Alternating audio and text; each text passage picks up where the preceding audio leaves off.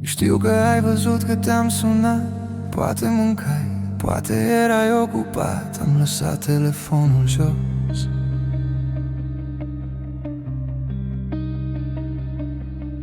Și m-am uitat la el o vreme, sperând că n-a mers, că n-a ajuns la tine.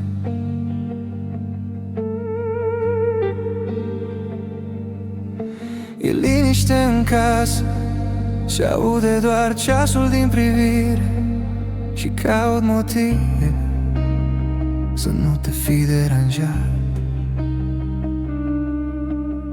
Ai crescut frumos, ai lumea ta și știu, așa e firesc. Doar că uneori mi-e dor de un gest neînsemnat, să mă întrebi ce mai fac, dacă sunt bine, dacă mai cred din când în când în ziua de mâine. Te văd în poze, râzi, ești fericit, zâmbesc chiar dacă eu nu însemn nimic. Am fost prima ta lume, primul tău pas, acum sunt o amintire, atât am mai rămas. Nu sunt supărat, dar tăcerea mă doare, iar timpul mă stinge încet.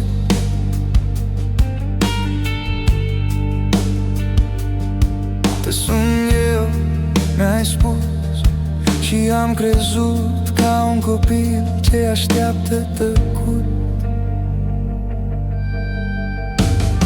Să mă întrebi ce mai fac, dacă sunt bine, dacă mai cred din când în când în ziua de mâine. Te văd în poze, râzi, ești fericit, zâmbesc chiar dacă eu nu însemn nimic. Ana ta e încă aici, locul de la geam, aina s-a prăfuit puțin.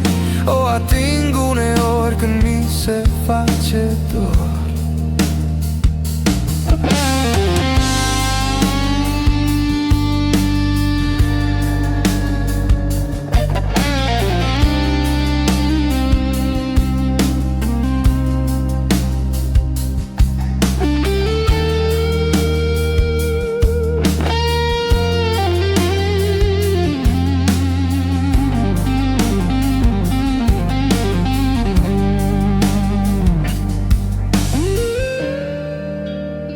Nu-ți cer nimic,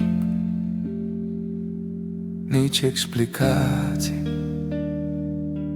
nici timp,